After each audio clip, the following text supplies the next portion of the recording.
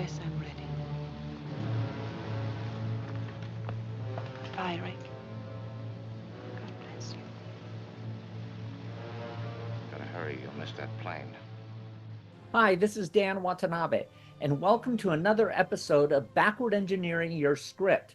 Today we are going to talk about three-part dramatic structure and the third act. Now, the third act, also known as the resolution and ending, is perhaps the most important single segment of your script. While it is true the beginning is also important, you can get past a not great beginning. It's not easy and it sets people off on the wrong foot, but it is not nearly as detrimental to your project as a whole than to have a bad ending. And with that in mind, let's talk about the important components of the ending of a project. The important points about the ending of a project is it should wrap up the story coherently. It should wrap up the story in a way that is compatible to what has come before. Now, this doesn't mean that in certain genres you can't have a surprise ending or some kind of a twist that really surprises people or do something that's innovative. But most of the time, if you do not have a great ending, you're probably going to leave people with a less than adequate feeling about your movie. And that will drop their ability to want to see it multiple times, to definitely recommend it to their friends and relatives, or most importantly, go to see it again. So you can see why having a great ending is of vital importance. Now, let's talk about how important that is. As you see here, I'm giving you a breakdown of some of the components of a fairly recent movie that scored really, really well. Note what it says about the ending. The ending actually gets a very, very positive score, and it's well above norm. And remember that when you are looking at market research, anything that is above the norm is good. Anything that is below the norm is something that you must consider doing something about. And because the ending is so important, we also asked, what did you like most or least about the ending? And we tabulated those results. Now, these are actual mentions. They're not percentages of the audience that said these things, but it's still giving you a very good idea of what worked best in the ending and what didn't. Now, some of you might feel that this particular breakdown is a little bit dangerous because it might be telling people that there are elements about the ending that should be used in the trailers and the previews. And I know that there's a lot of complaints about trailers and previews often ruining the movie by putting too much of the ending in it. But most of the time, when we are seeing it and complaining about it after the fact, it's because we have seen the movie and now have that clip of the ending scene in the preview, and we go, well, it was spoiled. The fact is, it most likely wasn't spoiled. And the reason it wasn't spoiled is because it the ending scenes often have some of the best sequences of your script in them, and they're also the ones that have been gone over time and time again to try to make sure that they are absolutely perfect. So in an ideal world, the ending will have a great wrap up of everything that has come before it, as well as maybe having a twist you didn't expect, and then it leads to the audience leaving the movie with a good feeling. Now, one of the great endings of all time is in the 1942 classic Casablanca. And I know it's an old movie and all of that, but there are many reasons why that ending is so great. First of all, it contains a surprise in it. The surprise in it, and I'm going to give spoilers, so if you haven't seen this movie that is over 80 years old, you can stop watching now or fast forward past this. But at the end of the movie, we have Rick Blaine, who throughout the movie has been initially dour, initially isolationist. Then into his cafe in Morocco walks his old flame who had left him for an undisclosed reason. And she's with another guy. So, of course, he's jealous. Of course, he has the wrong impression.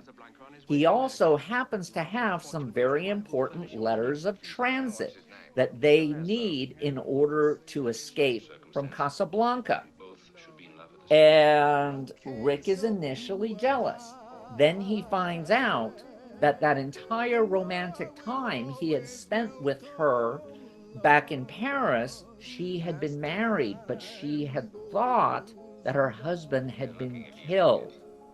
So all of a sudden, he's getting a different feel. But the movie still plays with our emotions as Rick goes from being an isolationist into being someone who's actively going to put his neck on the line again after spending a lot of the movie saying, I stick my neck out for nobody. This all comes to a head at the last scene, which takes place at an airport. We're not sure at that moment whether Rick is going to do the right thing and give the husband and wife their letters of transit, whether he'll confess that the woman came over the night before, and as far as Hollywood hints go, you know they rekindled their romance, if you know what I mean, especially when the scene is followed by a shot of a very, very tall watchtower that has a light spinning on top of it. Anyway, we don't need to go into obscenity here. And what ends up happening is that even though you had a production code that couldn't allow you to say certain things, we have Rick doing the right thing. And the names are Mr. and Mrs. Victor Laszlo. But why my name, Richard? Because you're getting on that plane. I don't understand. What about you? I'm staying here with him till the plane gets safely away. No, Richard, no. What has happened to you? Last night Last night we said a great many things. You said I was to do the thinking for both of us. Well, I've done a lot of it since then. It all adds up to one thing. You're getting on that plane with Victor where you belong. But, Richard, no, Now, you've got to listen to me. You have any idea what you'd have to look forward to if you stayed here? 9 chances out of 10, we'd both wind up at a concentration camp. Isn't that true, Louis? I'm afraid, Major Strasser would insist. You're saying this only to make me go. I'm saying it because it's true. Inside of us, we both know you belong with Victor. You're part of his work, the thing that keeps him going. If that plane leaves the ground and you're not with him, you'll regret it. Maybe not today, maybe not tomorrow, but soon and for the rest of your life. But what about us? We'll always have Paris. We didn't have. We lost it until you came to Casablanca. We got it back last night. When I said I would never leave you. And you never will. But I've got a job to do, too. Where I'm going, you can't follow. What I've got to do, you can't be any part of. Ilsa, I'm no good at being noble, but it doesn't take much to see that the problems of 3 little people don't amount to a hill of beans in this crazy world. Someday you'll understand that.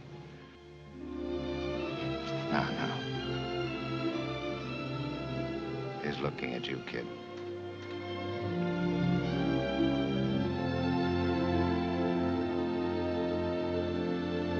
But it doesn't end there. What happens is that after he sends them off on a plane, after he assures the husband that he and the wife didn't have hanky-panky, well, that's one of those lies that it's better to do. And they get on the plane and they're going to be safely off the ground. It turns out that the Nazis were informed that they were on the plane, and the Major Strasser comes and Rick shoots him. Then the police arrive. And the police lieutenant, who has been Rick's companion in being separated from the world, and says that, you know, I do what I want. I make money. I'm just trying to survive. When the other cops arrived, what does he say? Major Strasser has been shot. Round up the usual suspects. Which is what he has always said whenever there was a mass arrest. So now we know he has changed his mind because of what he saw Rick do. And so what do they decide? They decide that Louis and Rick are now going to join forces. and fight the Nazis, because both of them have gotten over their isolationism and realize that there's more to life than just living for yourself. It might be a good idea for you to disappear from Casablanca for a while. There's a Free French garrison over at Brazzaville. I could be induced to arrange a passage. My letter of transit? I could use a trip. But it doesn't make any difference about our bet. You still owe me 10,000 francs. And that 10,000 francs should pay our expenses. Our expenses? Mm-hmm. Louis, I think this is the beginning of a beautiful friendship. It's one of the most romantic endings of all time. And trust me, there's a lot of Casablanca that's kind of boring. There's a lot of it that feels like filler. There's a lot of it that has 40s pacing. There's a lot of it that doesn't make sense practically. Why would the National Socialists pay attention to letters of transit signed by Charles de Gaulle? I mean, he's resistance. They'd ignore it. But it doesn't matter. The movie works because of all that. There's other movies that have had rousing endings or endings that made up for a lot of bad stuff that came before it. Now, how about movies that have bad endings? Traditionally, a bad ending is one that makes you feel that you've been cheated. Take Woman in the Window, a great Fritz Lang movie. At the end of it, Edward G. Robinson realizes all of the trauma that he's been through has been but a dream. Can we talk about how disappointing that is?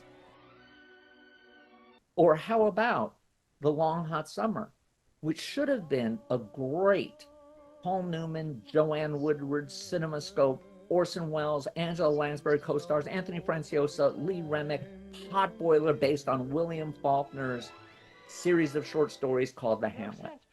What goes wrong with this movie?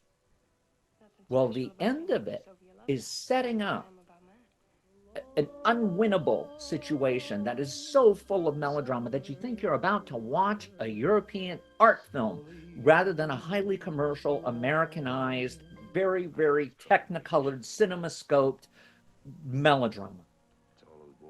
You have Orson Welles, the big daddy of a sharecropping house, plantation or town. He owns the whole thing.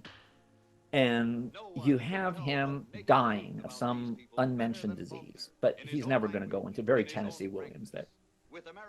You have his daughter, who is in love with a gay guy who won't let anyone know he's gay, because after all, this was apparently 1940s rural America, where that would have not been acceptable, especially for someone of his standing. But he's very mom-obsessed and all that. And meanwhile, this guy who's a ruffian, Ben Quick, played by Paul Newman, comes into town. And he starts making moves from her, and she hates to admit it, but she likes it. He is a real guy, as opposed to Richard Anderson, who gives a great performance. I'm not knocking it. Meanwhile, her brother Jody is a weakling who has a sexpot wife, played by Lee Remick, and obviously he can't get it up. They're not going to go into that in detail, but whatever. And his dad knows that he's a failure, and he can't stand it because he's someone who is obsessed with manliness. Now, Paul Newman was on the run because he's accused of being a barn burner. So we have the elements for a really, really sensational ending. And what happens? Anthony Franciosa finally can't stand it anymore. He locks his dad in the barn and sets it on fire. Meanwhile, the townspeople see the smoke, and they assume that Paul Newman has started another fire. So they decide they're going to take care of him and lynch him. So they start marching toward the house. Joanne Woodward decides, hey, I really like this guy. I don't want him to get hanged. There's no way that he and I can control this crowd that's coming up. We're going to hightail it out of town. See what a nice setup you have there? And then what happens? Then Tony Franciosa, this is where it starts going bad, changes his mind and unlocks the barn so his dad can get out. And then they have a reunion that, you know, you could put a laugh track on it and it'd be kind of okay. it make more sense than it being dramatic. Then they go to the house where the lynch mob is getting ready to hang Newman, who chose that particular moment instead of running to give a big long soliloquy about how he always saw his dad running away and how he doesn't like it, and gives the people a chance to show up, gives Anthony Francios a chance to save his father. And then Orson Welles shows up at the last possible second and explains it all away, that leads to a happy ending that satisfied no one. I believe this movie misses being a classic. I think it is the best of the Paul Newman and Joanne Woodward movies, period. But it's ruined by an ending. I got you.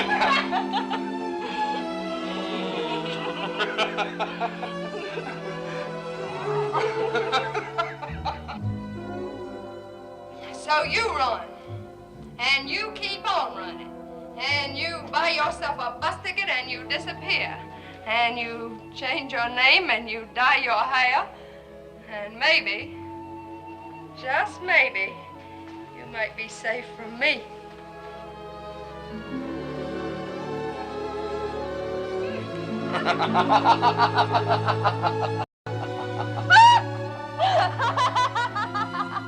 Do I know human nature, huh? Didn't I say that fella quick was meant for my Clara? Am I gonna be your grandfather? I am. And it sure is good to be alive this summer evening. Yeah, alive with friends and family and a big, healthy woman to love you. Oh, I like life, Minnie. Yeah. I like it so much, I might just live forever.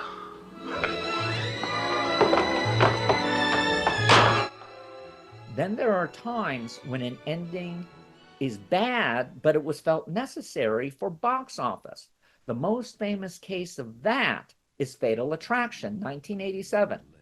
Audiences were loving this movie with Glenn Close and Michael Douglas, who were both playing very outside their comfort zones. And it's all about a guy who has a one-night stand, and unfortunately it's with a woman who's absolutely crazy, and she will not let him alone, and she starts stalking him. Kind of like Baby Reindeer 40 years ago. Okay, so you have this movie that's very melodramatic, very much like an opera, filled with references to Puccini and all the rest, being a huge AIDS allegory, because this was 1987, and AIDS as HIV had only just been isolated, so it was very timely. And Glenn Close, at the end, again, a spoiler, sorry about that, commits suicide in such a way to make it look like Michael Douglas had attempted to murder her, and he finds himself potentially accused of murder. Audiences loved this movie. They loved it, and they hated the ending. They hated it. It was, and Paramount knew that that was the difference between a definite recommend and a don't even bother to go see it. Because everything else was so high, they knew they had a hit. So they tried a bunch of different endings, including one that they prayed no one liked. And that was a horror movie ending that was much more akin to something that would have fit in Halloween or Friday the 13th than in this realistic drama. Well, what happened? The audience loved it. Now, this ending happens to undermine the theme of the movie, so it also qualifies as a movie, as making it a movie with 4 to 5 great scenes and a bad one now.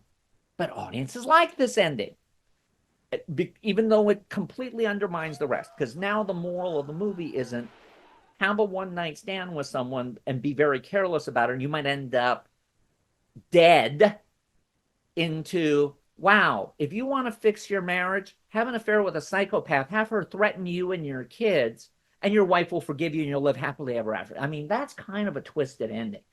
But either way, when it was released in the United States, in an era when this meant a lot of money, it made over $200 million. It was a massive hit, massive.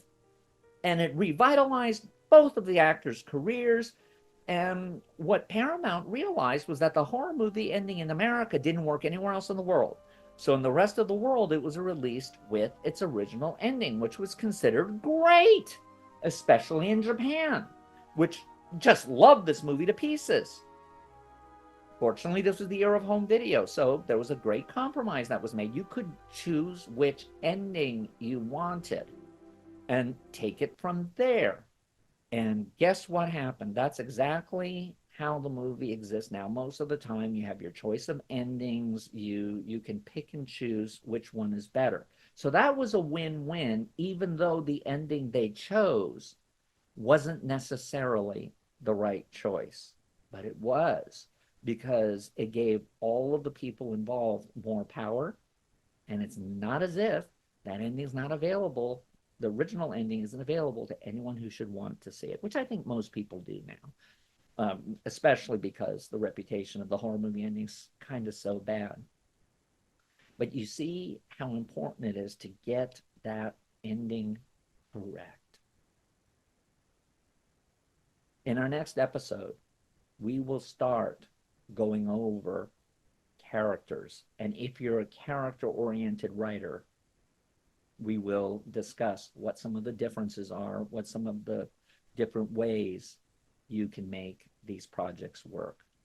I know I said I was going to talk about things that don't conform to three-part dramatic structure, but I realized that's probably better to do as a video all on its own, in its own separate place for the future, after we talk about character orientation and scene orientation, because that's really where a lot of non-US content lives.